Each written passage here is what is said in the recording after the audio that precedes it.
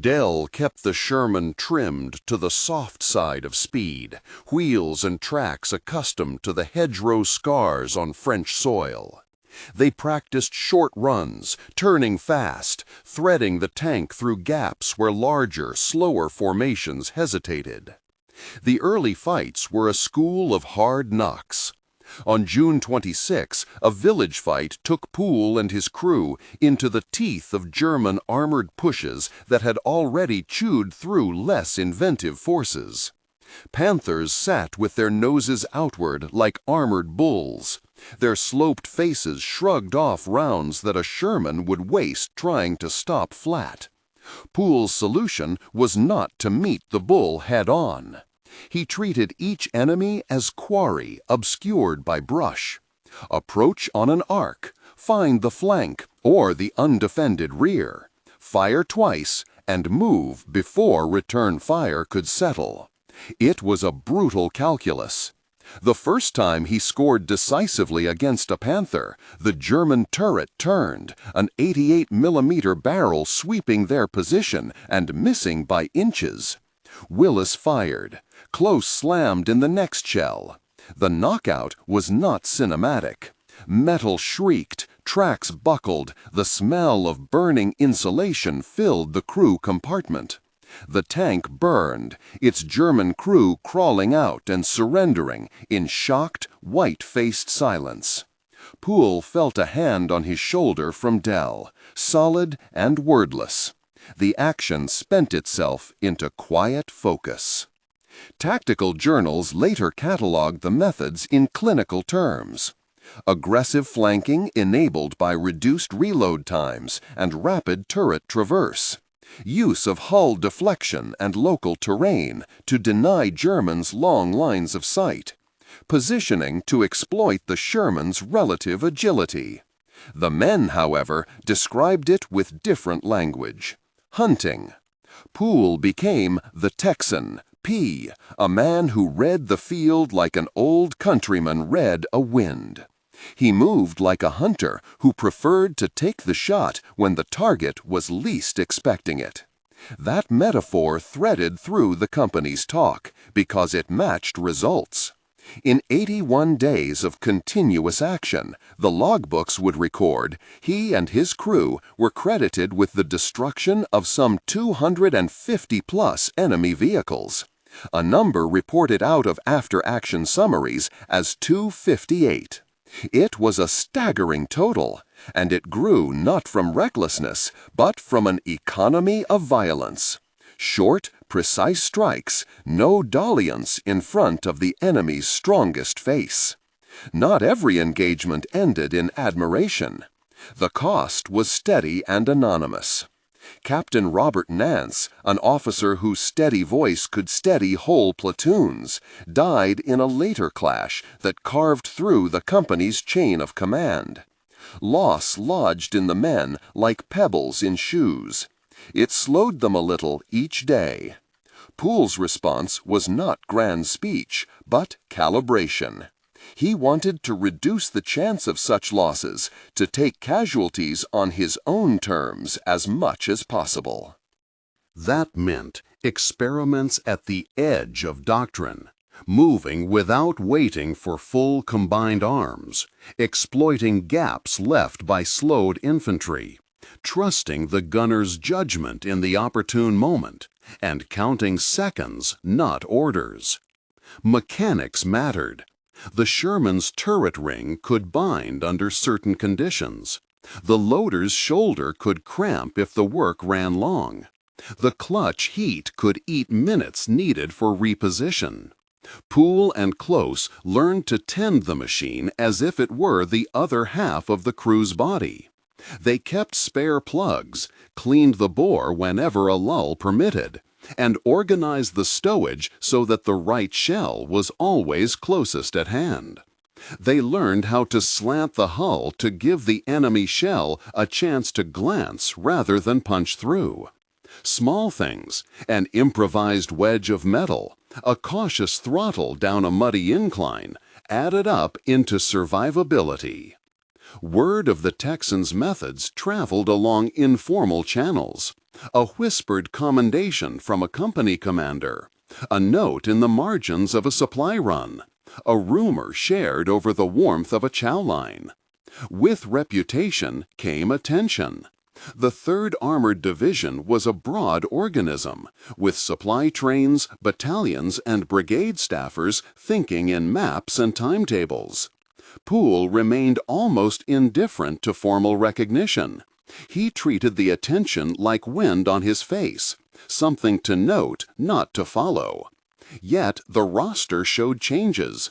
Tanks reassigned, crews spun off, and the occasional officer who wanted to study what Poole had done and why it worked.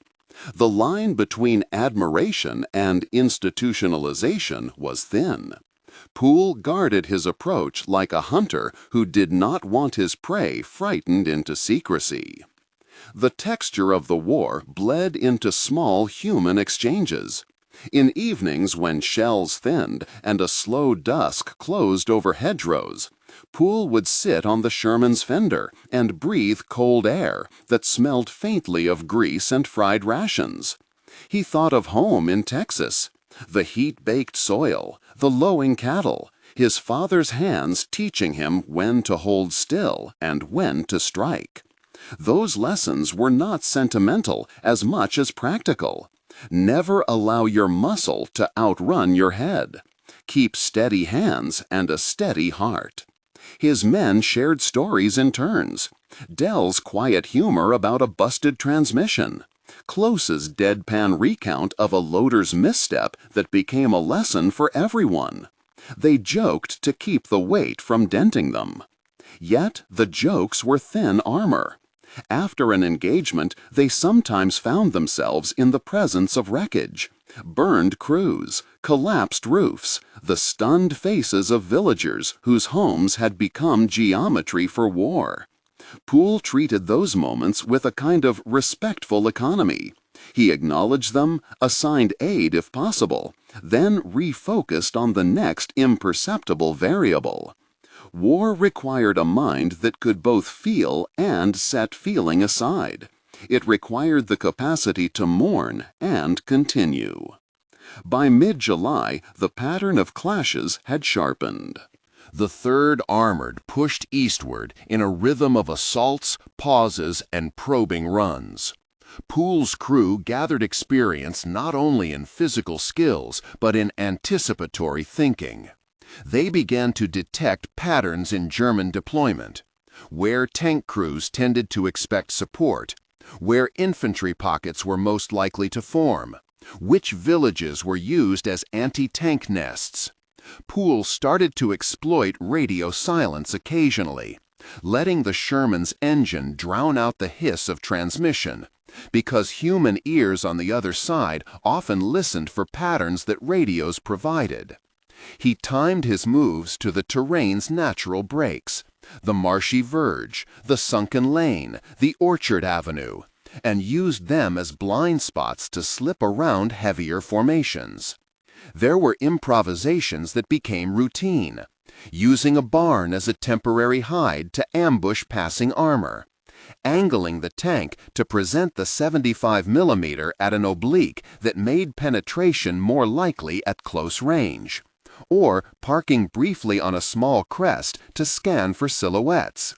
The crew learned to trust a command that might be terse, left arc, 300 meters, aim low, and execute it in the second between breath and shot. Close's hands became a metronome, supplying the next round like a percussionist. Willis's aim sharpened with practice. He began to read how a panther's muzzle would relax after recoil, timing his follow-ups for the millisecond window that opened between enemy corrections. As reputation built, so did scrutiny. Higher up in the division, a few staff officers wondered if the methods were scalable or idiosyncratic. Poole never sought to simplify his men into doctrine. He was pragmatic, and he liked simple, practical measurements. Seconds saved, angles gained, casualties reduced. The question that hung in staff rooms, could the technique be taught? was answered in the field more than in memorandum. When another crew tried the quick reload drill, their losses fell marginally. When they tried to copy the audacious arcs of attack without the same discipline in maintenance and crew trust, they found themselves exposed. Poole's approach was also moral in a narrow but fierce sense. He felt responsibility for his men not as a sentimentality, but as the only route to longevity in a field of metal and powder. He would press the Sherman forward to keep a better field of view, not to satisfy bravado. He would take calculated risks when the payoff was to protect a flank of infantry or to open a path for supply. In evenings, he would check boots and belts, quietly pull aside a soldier who was overtaxed, and read the face of his gunner for signs of shaking. Leadership, he knew, was the orchestration of small acts that preserved muscle, spirit, and capability. Stories of Poole's successes did not erase the cost. In August, fresh reports and after-action forms noted the attrition around their columns. Destroyed German vehicles counted, yes, but also shattered Shermans, burned engines, wounded men. The men who had once been gung-ho recruits were tired. A recurring dread moved through the company. The knowledge that a single mistake, a single delayed turn of the turret could end a life. Poole did not deny that dread. He gave it names and pragmatic counters. That was why drills were relentless. That was why, when their Sherman sustained a glancing hit that sheared a track, they did not stand staring. They worked together, hands and shoulders and a shared code. The crew was less a collection of individuals and more like a single trained predator. Each limb, each eye and sinew contributing to the kill or to survival.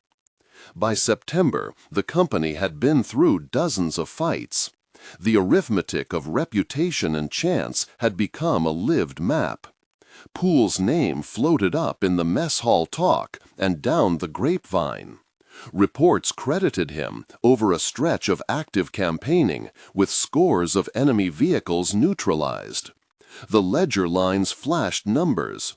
12 Shermans lost to battle damage and repair rotations within his immediate sequence, variously recorded, while his own endurance became a subject of almost puzzled notes by division clerks. How was such a man still moving forward day after day?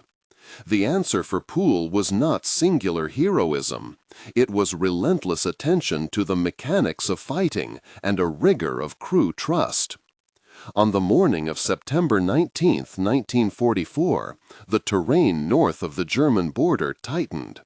The roads were narrow, and the woods pressed in like a wall. Poole felt the old hunter's alert in his palms. Engines clicked, blades touched, the world held a breath. He positioned his Sherman so that it could see down a sunken lane if the enemy attempted to cross, angled to give the best chance of engaging any armor at a flank. His crew was quiet, faces set. The men had been through so many alarms that a hush carried more meaning than orders. They had moved like that for months, learned routines, expected nothing, and prepared for everything. Poole peered through the sight, counting distance like a hunter counts wind. A line of hedgerow opened. For an instant the world narrowed to the arc of metal, the shadow of a muzzle, the small chance of a perfect shot. He tasted the grit of dirt in his mouth and felt the vehicle's vibration underfoot.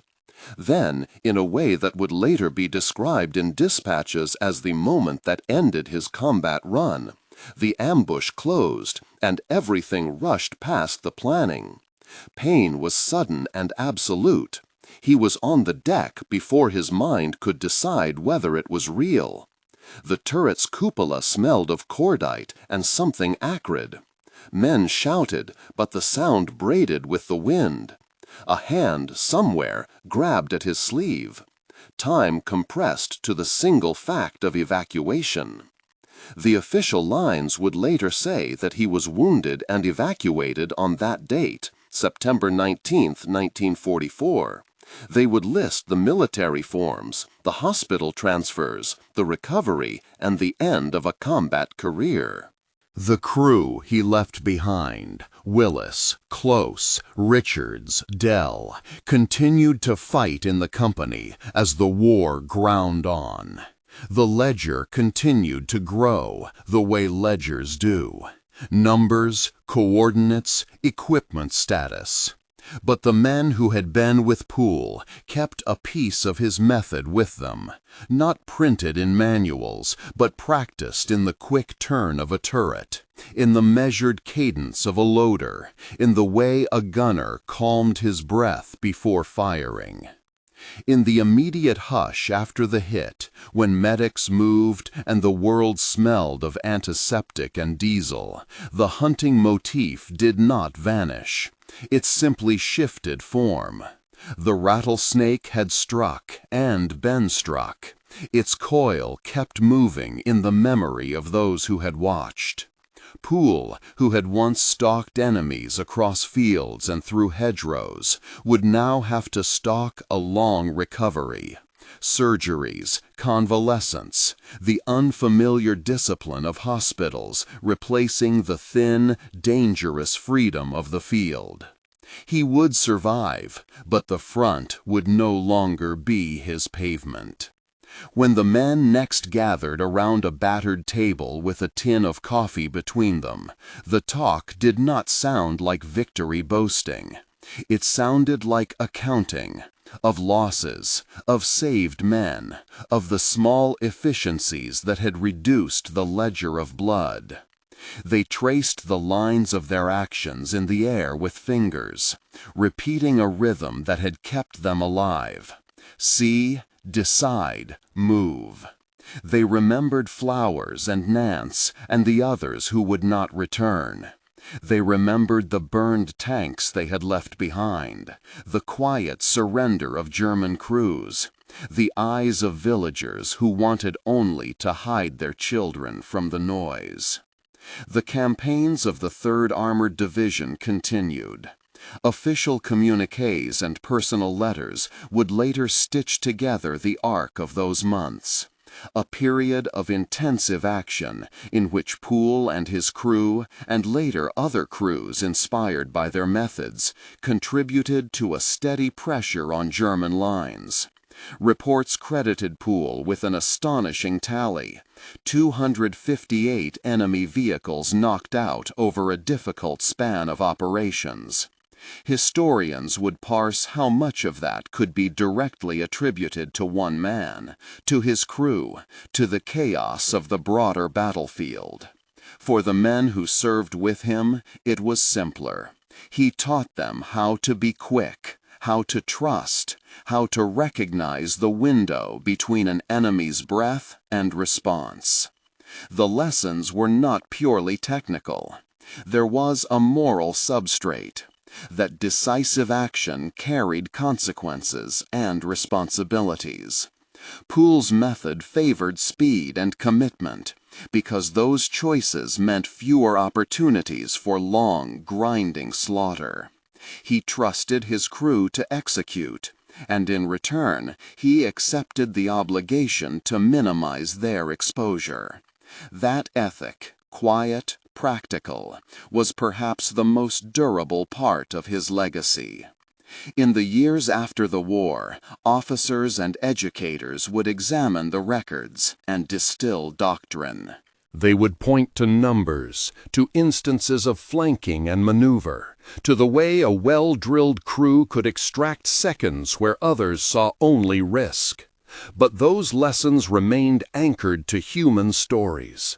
Bert Close's nimble hands, Willis' calm in the sight, Dell's steady steering through mud and wire, Richard's vigilance in the bow. Poole's hunting instinct was a metaphor, but it had been realized through people whose lives continued after the smoke lifted. When, decades later, veterans groups met and told the same stories around folding tables, the tone was not one of triumph so much as of sober admission.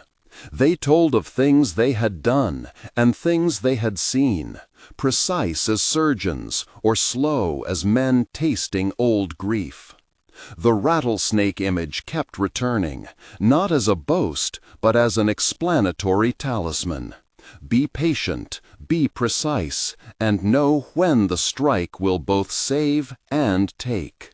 The ledger of 258 would hang in archives and citations, but the men knew the true cost lay in names rather than numbers. Poole's war ended with wounds and evacuation. The machines he had commanded continued to rumble forward under other hands. The doctrine he had shaped, by practice, filtered into training rooms and into the whispers of other commanders who preferred results to theories. And the fields of France returned slowly to the ordinary tasks of plow and harvest, as if the hedgerows themselves had absorbed the memory in their roots. Years later, sitting in a quieter place that smelled of varnish and coffee rather than cordite, Poole would reflect not in terms of medals, but in terms of a simpler accounting. The lives saved because of a quick decision, the men whose hands you trusted, the price you paid when you misread a field. His name would become shorthand for a fierce practicalism, commitment under pressure, speed as a defensive measure, and leadership as the small, steady acts that keep a crew alive. The story of one man's rage, less a blind fury than a focused hunter's resolve, did trigger a devastating counterattack and a broader reconsideration of how men and machines should move together. It was not a romantic legend without cost. It carried loss and the heavy reckoning of names like Flowers and Nance and the anonymous crews reduced to blackened steel. But it also left a clearer map for those who followed. Under certain conditions, speed and cohesion outweighed sheer firepower. They offered an answer not to the machine's limitations, but to the human center that operated it. After the war, as training manuals referenced the hard lessons and historians debated the how and why, the men who had been with Poole kept the hunting metaphor like a small, private relic. They would tell younger drivers and loaders that the important measure was not courage alone, but the discipline to make courage precise. Poole's legacy survived in drills, in the next generation of gunners who learned to move as if they read wind, and in the quiet, always, of men who had seen the heavy face of war and chose to carry the memory with solemn care. If this account has a final lesson, it may be this: the rage of one man, channeled, disciplined, and married to craft, can alter the flow of metal and fate on a battlefield. But the ledger that lists the victories also lists the costs, and remembering both is the only way to honor the living and the dead alike. The hedgerows grew back, the fields tilled, names were etched in records. The sound of tracks passing over the old earth became, for a few, a memory more precise than numbers. The hiss of treads, the breath before a shot, and the small human decision that shaped the day's outcome. He found himself summoned, in small ways, back into the things he had once tried to leave behind. The invitations came as modest letters, as phone calls from old comrades, as a steady stream of young officers seeking a talk that would condense a life into a lesson. He refused some. He accepted others in the same practical spirit that had guided him in the field. If a presence could prevent a repetition of mistakes, then presence was required. At the armored school, they still kept a place for men like him.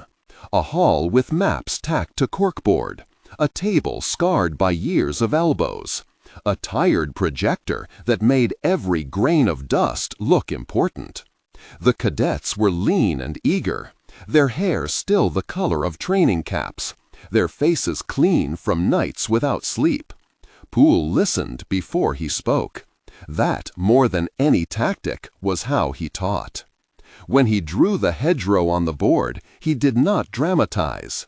He traced the line of earth, the tangles of roots, the narrow lanes that funneled a man into exposure if he moved as though the country were open. He told them about timing, how a second taken for a breath could be the difference between a flank and an ambush. He spoke about the crew as if naming tools, the loader's hands, the driver's sense of ground, the gunner's ear for wind. He called the lesson practical, not heroic. He called it survival. A young officer raised his hand and asked about the strike that had come to be his legend. Poole closed his eyes for a moment. The room dimmed, and the echo of tracks returned. He did not relish retelling the full measure of the cost. What he offered was a small, sharp truth. You do not practice fury. You practice attention. When the strike comes, it should be because there is no safer answer. He let that stand without embellishment. The men took notes, as if recording a formula. Some nodded in ways that suggested they would later tell different stories to their children. Outside the hall, between classes, Poole kept a notebook that no one at the school had a right to read. Guia de estilo e instruções para a síntese de fala. Você é narrador, palestrante e autoritária. O tom deve ser firme e inabalável. Contexto de continuidade. A frase anterior era "'Cause that no one at the school had a right to read". Você está no meio de uma frase. Mantenha o ritmo e a força vocal sem quebrar a conexão. Haja como se estivesse transmitindo uma verdade fundamental. It was not a ledger of kills or citations, but a faint catalogue of names and small particulars. Where a man had been born, what he liked to smoke, a phrase used in a rare laugh. He had written Flower's name in the margin the first year. Nance's had been added later. Richard's handwriting, now faded, had once annotated the margin with an impatient comment about a muddy crossing. The page had been smudged as if someone had tried to wipe away salt. He read them like a map of obligation. Weeks where he spoke were followed by weeks of quieter appointments. He received a letter from Willis' widow asking whether, if he came, they might place something at the grave. He went. He would go because he believed that presence at a grave was a practical duty as much as private mourning. It was an admission that the ledger of war could never be reduced to doctrine alone. The cemetery in the small town sat like an island of ordered rows among a sea of green. The stones were clean. The grass near the headstones looked as if the hand that cut it had learned the shape of grief.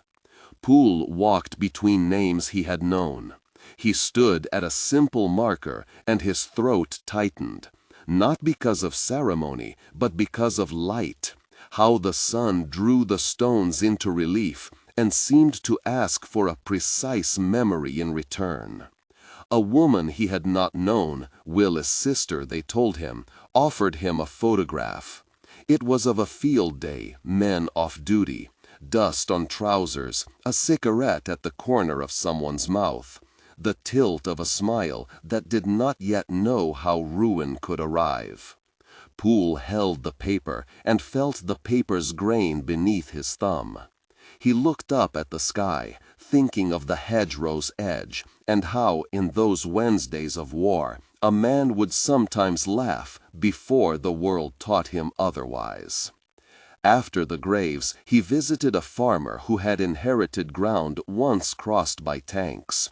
The man was older than any of Poole's wartime contemporaries and had a face mapped by sun. He kept a small section of hedgerow as it had been, a ribbon of unplowed earth and root running along a lane. "Keeps the birds," the farmer said when Poole asked why he had left it. "Keeps something of the land's mind. Folks like it. Brings back memory. Not the bad kind, only what matters." Poole walked the hedgerow, boots sinking a little in the spring damp. It smelled of compacted earth and a faint, resilient green. Grass, nettle, something like a memory of smoke folded into loam. He ran his hand along the roots that knotted the earth like old fingers. A child might have left a coin in a small hollow, a remnant of a past picnic. He thought then of the day the strike had been made, the fast calculus beneath his ribs when he had seen the flank and chosen to move. The image did not need dramatizing. A hatch, a shout, the sudden acceleration of metal, and the brief, terrible clarity before everything else narrowed to a single act. Guilt, he had learned, had shapes. Sometimes it came as a quiet weight, a steady companion to ordinary joys, a dish washed poorly, a joke that cut deeper than intended. Sometimes it arrived as a flash, when the name of a dead man was spoken where the air could not be blamed for being clean. But it never finished its work. It simply remained, like the hedgerow itself, an element of the landscape to be accounted for. Back home, his life fit into smaller rhythms: a kettle, a newspaper folded to the sports page, visits from men who had been young in ways both unhelpful and desperate.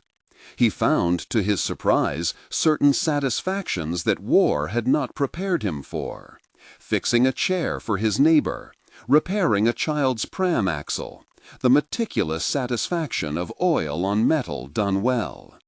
These acts felt like rehearsals for the daily kind of leadership: attention to detail, time spent sweating in small rooms rather than shouting into the clear. A letter from Bert Close arrived with a thin envelope and a bluntness that suited its writer. Bert wanted to know whether Poole would attend an anniversary for their crew. It sat on Poole's table for a week before he answered. He remembered Bert's nimble hands, how the man could mend a foul track in less time than most took to swear. Poole wrote back accepting, with no grand promises, and packed his things in sensible order: a jacket, a spare set of gloves, the little brass compass that had belonged to his father and had somehow survived the field. The reunion was held in a town they had all once passed through on campaign. Men had come from distances, their hairline a map of the years. They spoke in the way veterans speak, details offered as currency, the sort of exactness that made bluffing impossible. Some had children who had never heard the right names for certain pains. Some had grandchildren who were impatient with the nuance of caution. Poole listened mostly. He let others tell the gory bits. It was easier for them to bear the telling than for him to hold it close. That night, after singing a ragged chorus of old songs and clinking glasses that had seen better washings, they sat around a small table and talked until the dawn threatened the steeple across the square. Richards was there. His left hand had a tremor now when he reached for tea. He laughed and then fell quiet, as if the sound had taken more from him than it returned.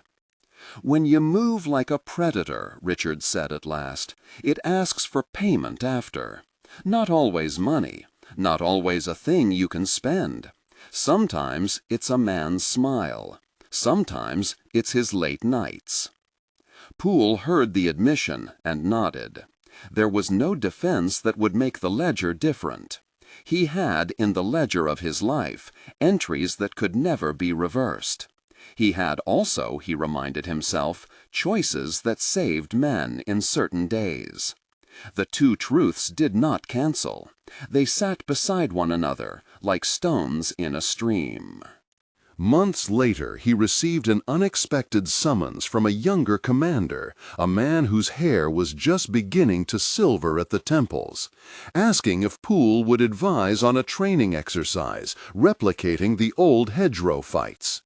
The commander spoke of simulations, of deliberate exposure, of doctoral files that had accepted Poole's ideas into a middle ground between textbook caution and reckless aggression.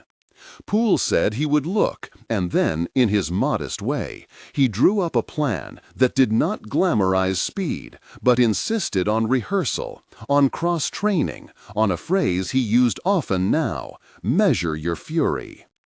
They ran the exercise over 2 wet days. Young crews practiced halts, rapid changes of direction, and silent communication. A tank commander, nervous, keen, asked, "Sir, when do you decide to strike?" Poole answered simply, "When all other moves lengthen the danger. When waiting will cost more than moving. And then you have to make it clean, not a fury, a calculation." The exercise concluded without the theater of fireworks. No one would write a heroic dispatch about it. Yet when the crews walked past the hedgerow remnant at the end, some of them paused in ways he recognized. The pause was not for victory, but comprehension. A young gunner lingered and traced with his finger the notch in a bank where the soil had cracked in winter. Poole thought of that notch as a place where memory could lodge. He kept receiving small honors, not the loud public kind, but the steady appointments. To sit on a panel, to sign his name at a memorial, to contribute to a pamphlet that would advise others. He hated ceremonies that required performance. He welcomed practical reforms at training schools. He favored things that altered actions rather than lit a torch for applause. The body ages and the mind follows its own calendar. There were days when his hands were less quick, when his hearing needed compensation. There were mornings when he woke to a dampness in his chest that no doctor could quite name, a memory of compressed air and shouted commands that turned ordinary noises into a clamor. Such mornings he filled with small, patient work, oiling a hinge, writing a letter back to a former crew member's wife with the care of someone answering a prayer. One winter, when the roads were white with salt and his town smelled of peat fires, he received a message from France. A farm near the old front had been donated as a site for a small museum. They wanted an exhibit that would explain the hedgerow fights to visitors who had only read about war in books. Would he care to contribute? Poole did not immediately say yes. He thought of the hedgerow's smell of green and earth, of the farmer who kept a strip of it because birds liked it. He thought of the ledger and the names written there in a hand that remembered. He wrote back asking for one condition, that the exhibit not be a boast. Show the field, he said, and leave space for the other things that happened there. Put in the names. They agreed. When he arrived at the farm again, he did not go to give a speech. He walked the land, noting how the hedgerows had regrown thicker in places, how the plow had come near but left fringe untouched, as if the ground had an instinct not to polish away its own scars. The museum curator, a woman with a gentle, precise manner, led him to a room and showed him the plans. Old maps, some equipment under glass, and a panel listing names etched in small letters. At the bottom of that list they had left an empty space and a pen. "We thought," she said, "that those who had been on the ground might like to add what they wished." Poole took the pen. He paused, feeling the nature of what it meant to add ink to a page that would be read by strangers. He wrote their names in a line that felt like a braid. Flowers, Nance, Close, Willis, Dell, Richards, and beneath them a single terse note. for courage measured, for choices kept. He hesitated, and then, in smaller script, added, "Remember the cost." He did not leave a flourish. The pen's ink dried, and the room kept its hush. Outside, a tractor idled in a field. The hedgerow's shadow cut the light into strips, and the damp smell rose again, patient as memory. In the museum they staged a small opening, and a few villagers came, and a school-teacher brought children who were not yet old enough to have learned how language sometimes shrinks pain. Poole watched them look at a model of a tank, at diagrams of maneuvers, at photographs of men on their way to something they could not yet name. One child asked why there were hedgerows at all. Poole thought briefly about how a landscape shapes the people who live upon it, and how people, in turn, mark the land. To make paths, the child guessed aloud. To make shelter, said another. Poole answered simply, sometimes the land keeps its secrets in hedgerows. Sometimes they keep us. The children nodded, as if this explained everything and nothing at once. After the opening, Poole walked back along the lane, where once the sound of treads had been so frequent it seemed the world itself had found a rhythm. Now there was an ordinary traffic of tractors and bicycles, and the distant, indifferent rumble of a modern road. A farmer passed with a spaniel at heel. The dog looked at Poole as if weighing whether he was an old friend. Poole touched the dog's ear, and felt in that small contact a proof of continuity. At night, in a rented room above a bakery, he unfolded a small sheet of paper that carried a newspaper clipping. A young officer, newly promoted, had written an article that praised the hunting doctrine for its modern applicability. Poole read the piece and saw between the lines a commodification of an ethic that had been born of necessity and grief. He folded the clipping and placed it with others in his notebook. He did not mind that the ideas lived on. He minded that sentences could not hold the names. On his last morning in the region, he walked alone to the hedgerow and crouched in the small hollow where an old track cut through. The air was cold and bright. He set down one hand on the bank and felt the compacted smell of years, earth, straw, the faint tang of old smoke, like a thin memory of iron. He stood and for a moment watched a pair of moths where the sunlight met the shade. A wind moved the hedgerow, and it made a soft rustling sound like breath. He thought of the ledger of 258, not the dry official volume that would sit in archives and be cited by clerks and historians, but the little notebook he carried and the names inked in his hand. "Keep them," he said aloud, though the only reply was the bright, uncaring sky. "Remember who they were." Then he turned and walked back toward the lane, and the village, and the museum where they had left room for the names, feeling, as he had often felt in the years since the war, that what you did with memory was itself a decision. You could let it calcify into legend, thin and proud. You could invest it with the fine mortal details that made it an obligation. When he returned home, the seasons had advanced. The yard had a thin skin of frost one morning. He spent the afternoon fixing a hinge on a shed door, oiling and fitting the metal until it moved with a quiet, precise motion that pleased him. It was the sort of task that allowed the mind to rest, because the hand had to care. He thought about the men who had taught him the motions of a turret, about the loader who could read a shell's temper by weight alone, about the driver who loved cataloging weather. A letter arrived from a young cadet, one of the men who had been at the school the previous year. He wrote to say that he had been assigned to a command, and that he had, before entering action, reread Poole's notes in their common folder. "I don't pretend to understand everything yet," he wrote, "but I think I see now what you meant by attention. Thank you." Poole folded the letter and placed it in the same notebook with the names. It made a small, warm spot in the paper. There remained for Poole an ordinary set of worries: a neighbor with a leaking roof, an old friend with bad news from the doctor, the slow calving of a world into new machines and new ideas. He did not argue with change, he tried to shape it where he could. He attended meetings, wrote short notes for training programs, refused invitations that would turn memory into performance.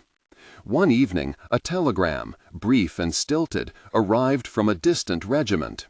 A battle in a far-off place had mirrored the conditions they had once known. A newly minted commander had used the hunting approach and averted disaster. The report was terse, lacking the human detail Poole prized, but it carried an undeniable fact: a dozen lives spared because a method had been applied with steadiness. Poole read the lines twice. Iliad with steadiness.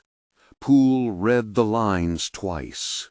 On a spring morning, as he turned the key in a shed where he kept the brass compass and a few old photos, he thought of flowers and Nance and all the others, of the way the hedgerows had once turned fields into mazes.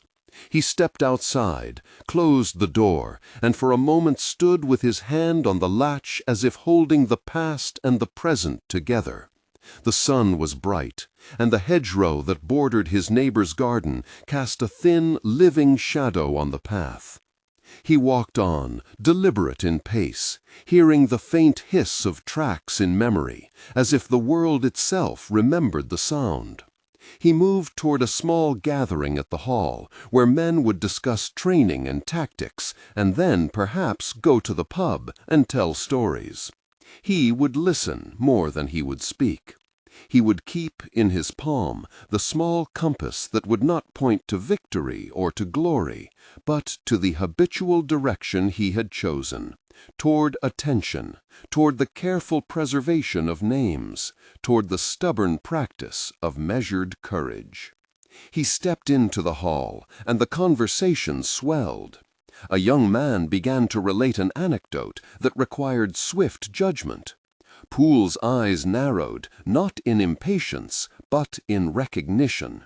He felt, as he always did at moments that asked for decision, the peculiar steadiness that had once guided a crew through a field of wire and mud. He would tell them, when the time came, what he had always told others: that the measure of a strike was not the noise it made, but the lives it left in its wake. The words were waiting in him like a practiced motion. He rose slowly and prepared to speak. The room quieted. Outside, beyond the window, a hedgerow swayed in the mild wind, as if listening too. Poole inhaled the air, felt the weight of names against his side, and began. The story moved forward from a place he had long inhabited, the place where craft and sorrow met. And he spoke with the plainness of a man who had seen both and refused still to let either dominate the other. He told them to be precise, to be slow with fury, to measure the cost before they spent another man's life. He did not know how many of them would remember every word. He did know, with a clear, unflashy certainty, that memory required tending. When at last he sat down, the men filed aft with steadier steps than when they had arrived. Some of them touched the compass at his wrist in a small, private acknowledgment. He pocketed the weight of it and let them go. Later, walking home, he thought about the ledger as a living thing, not bound by pages, but by acts, by the small daily choices that could honor or efface a name. He thought of the hedgerow again, and how it had taught him patience. He thought of the rattlesnake image the crew had kept, the warning that still sat in his mouth like an old taste. He could not change the dead. He could, for as long as he moved among the living, insist that their names be carried with clarity. Modo certo que os nomes sejam carregados com clareza. Beyond the house, the hedgerow bent in the wind, and the land went on. Inside, in the small, ordinary rooms of a life after war, Poole rose and prepared once more to answer the quiet summons of memory with the practical work of the living. He had learned, over many years and reckonings, that the most honest way to honor the ledger was not to memorialize the noise of action, but to teach how to act, so that fewer names needed adding. He stepped outside into the cool morning and set his face toward the town. The sound of wheels on gravel, distant and constant, might have been anything, but in his mind it merged with the clear, remembered hiss of treads on old earth. He walked with that sound in him, steady as a compass needle, and the world turned.